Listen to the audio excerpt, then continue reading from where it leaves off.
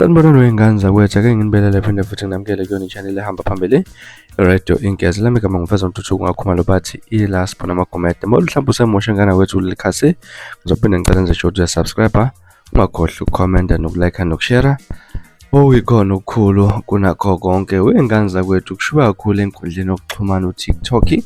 Abalandeli bama-Red Nation, abalandeli begqokamelisha umthandeni umfoka amanqele bashawu live bezifihlile laphana ebusweni-ke kuqhuma ingoma yegqokamelisha one time. Kusangemuva kwey'ngane zakwethu kokudubuleka kwabalandeli begqokamelisha basola laphana-ke insizwa yaseMandaba uNkhudzana Ndlamlenze umfoka Mpungose ukuthi-ke abalandeli bakhe abaphehla lolu dweshu laphana ey'nkundleni zokuxhumana. Ngane zakwethu-ke lokhu bathi benzela ukuthi bazifihle ukuthi bangaveli emehlweni nakuba badlala iy'ngoma zikaMthandeni, kodwa-ke benzela impilo yabo ukuthi ziphephe laphana abantu bangaboni ukuthi ngempela bangabalandeli abakhulu begqokamelisha. Ingakho besifihla ubuso ngane zakwethu. Bebona enkundleni yokuxhumana iTikTok impela kuqhuma live kunjeyayana ngane zakwethu. Nazi ezinye zey'thombe nje ukubona-ke ukuthi-ke bebenjani bezifihlile-ke emehlweni ngamaduku nezibuko kanjalo nangamakepisi-ke laphana kuyigqoko